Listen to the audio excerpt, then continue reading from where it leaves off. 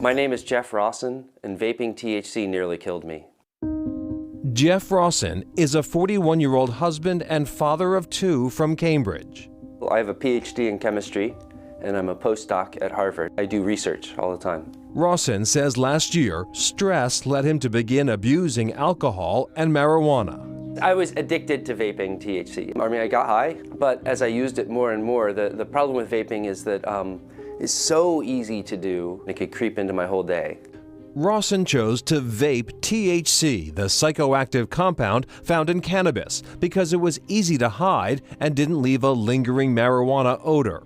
I can hide vaping from my wife. I can't hide smoking pot from my wife. He says he bought his THC cartridges online, taking a leap into the unknown. It's like I was burying my head in the sand. I was not seeking the best evidence for how this might be affecting me. November 2019, Rawson became seriously ill with stomach issues. I thought it was food poisoning. I felt kind of bloated and like I was on fire inside. When he arrived at the emergency room, Rawson was experiencing shortness of breath. Doctors told him he was hypoxic. His oxygen levels were dangerously low. And several people stuck their heads in and said, "Boy, we're really glad you came in when you did. You were hours from dying." He says a chest x-ray revealed what might have been pneumonia, but antibiotics didn't work. I had admitted that I had vaped, but I had kind of downplayed how much and how recently. I had a discussion with my treatment team and they asked me again about vaping, and I told them finally kind of the whole story. Further tests revealed an answer. Rawson was suffering from inflammation of his lungs. The diagnosis was vape-induced lung injury, or EVALI. Rawson is painfully aware of what could have happened to him had he not sought medical treatment. You would have pulmonary arrest or a heart attack or fall into a coma and keep getting worse and have brain damage and then die. New concerns this morning about people in Massachusetts getting sick after vaping. First vaping-related death is being reported in Massachusetts. A 4th person has died in Massachusetts from a vaping-related lung injury. There is a lot of confusion about vaping in Massachusetts. What is allowed and what isn't? How do the new rules apply? And this all comes amid growing concern here and nationally about vaping-related illnesses. In September 2019, Governor Charlie Baker went as far as declaring a public health emergency and imposed a temporary ban on the sale of all vape products in Massachusetts. Virtually every state in America was reporting to CDC either injuries or deaths or both. And the deaths were people who vaped nicotine, people who vaped marijuana, both legally purchased from legal dispensaries, and then people who were purchasing stuff, primarily THC-related products in the black market. As of February, there had been 46 cases of EVALI in Massachusetts and 81 probable cases. 4 people had died. Nationally, as of February, more than 2,800 EVALI cases requiring hospitalization had been reported to the Centers for Disease Control, with a total of 68 confirmed deaths in 29 states. But some people are still confused about what vaping is.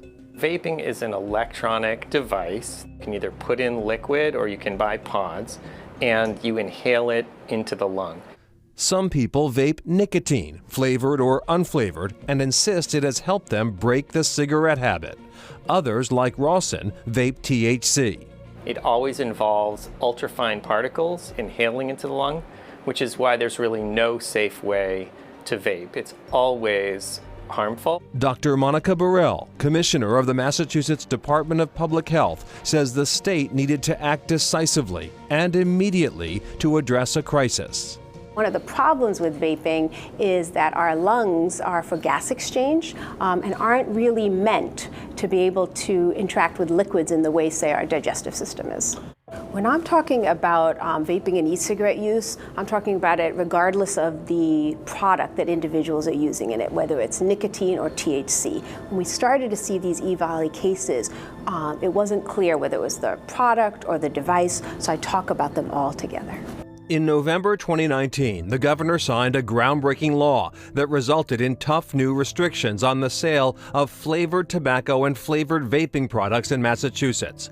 Targeting flavored products was an effort to discourage teens from vaping. When we went around the room, their message was, this is unknown, It's dangerous. It's especially dangerous for kids. You, Governor, need to do something about it. That's a hard message to walk away from. The governor's message on vaping is clear, but there is another side to the story. Christos and Donna Papastavru credit vaping-flavored nicotine with helping to kick their cigarette habits. I was smoking a little over a pack a day, and the wife and I were smoking for years, and we wanted to get off the cigarette, so we said, well, let's try the vape. I don't think that someone who doesn't smoke should just like all of a sudden take up vaping to become addicted to something.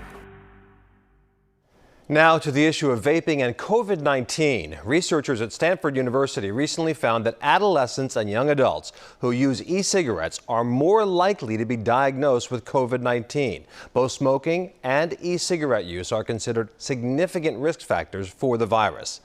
Meanwhile, our colleagues at Hearst Television recently reported on flaws in enforcement of the federal ban on flavored vaping products. Members of the investigative unit were able to purchase flavored pods in a number of states.